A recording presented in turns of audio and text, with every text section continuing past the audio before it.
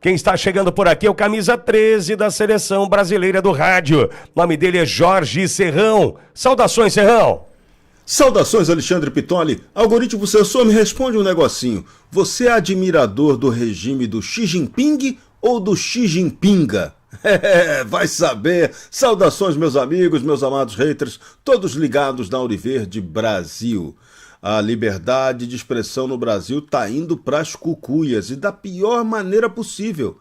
Aquele que deveria proteger a liberdade de expressão, porque ela é uma garantia constitucional, uma cláusula pétrea, não está jogando bem esse papel. Pois é, nem está julgando bem o papel. Então a gente tem que questionar. Um editorial fantástico, mais uma vez, do jornal Gazeta do Povo, aquele que tem o lema "A liberdade fortalece a verdade", chama atenção para o problema. Juízes, legisladores e censores. É grave a crise brasileira. Como temiam todos os autênticos defensores da liberdade de expressão, no Brasil, o robusto voto de André Mendonça proferido na semana passada não foi suficiente para convencer seus colegas do Supremo Tribunal Federal e continuar a ser uma voz isolada.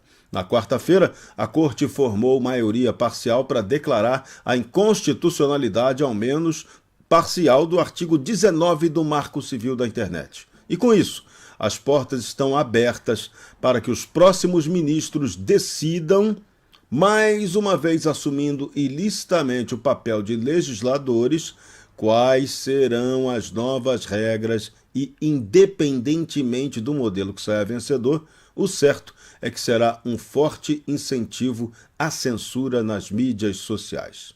A regra, agora derrubada, é aquela que responsabiliza provedores como mídias sociais apenas quando eles descumprirem ordens judiciais de remoção de conteúdo. Qualquer bom constitucionalista haverá de explicar que o artigo 19 do Marco Civil da Internet nada tinha de oposto à garantia constitucional da liberdade de expressão e à proteção dos demais direitos que poderiam ser violados pelo abuso dessa liberdade. Mas já muito se sabe que o controle de constitucionalidade, uma das tarefas que realmente competem ao Supremo, foi transformado em muleta para que os ministros possam derrubar qualquer lei que contrarie suas convicções pessoais. Foi o que ocorreu com o artigo 19 do Marco Civil da Internet, conforme denuncia o editorial da Gazeta do Povo. Assim, os supremos censores conseguem o melhor dos mundos. Tem o bônus de ver apagadas das mídias sociais todas as manifestações que eles consideram indesejáveis, incluindo as críticas à sua atuação, que eles desejam ver incluídas no conceito bastante amplo de ataque ao Estado Democrático de Direito, sem ônus de serem vistos como responsáveis diretos pela censura, já que o trabalho de apagar os conteúdos será dos próprios provedores. Mas que ninguém se engane, trata-se apenas de mera terceirização da mordaça, que continua a ser responsabilidade dos admiradores do regime chinês, como admitiu o ministro Gilmar Mendes no voto dele na quarta-feira. Esse foi um ponto que chamou muito atenção.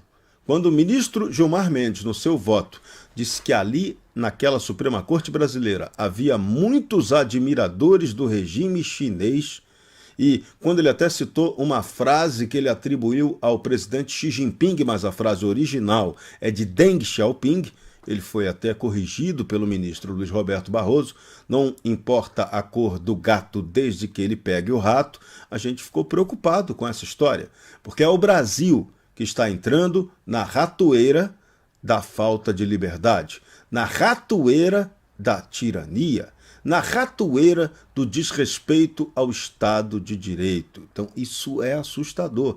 Então, importa muito o gato.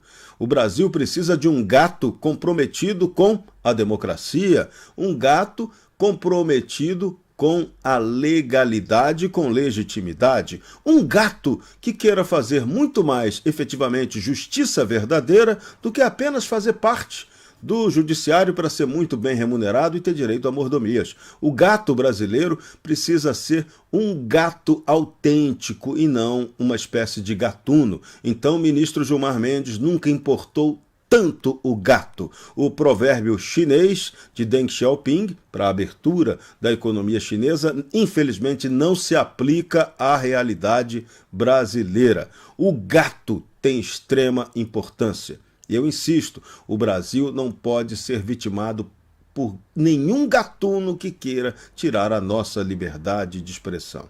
E tem muita gente no Brasil querendo praticar censura.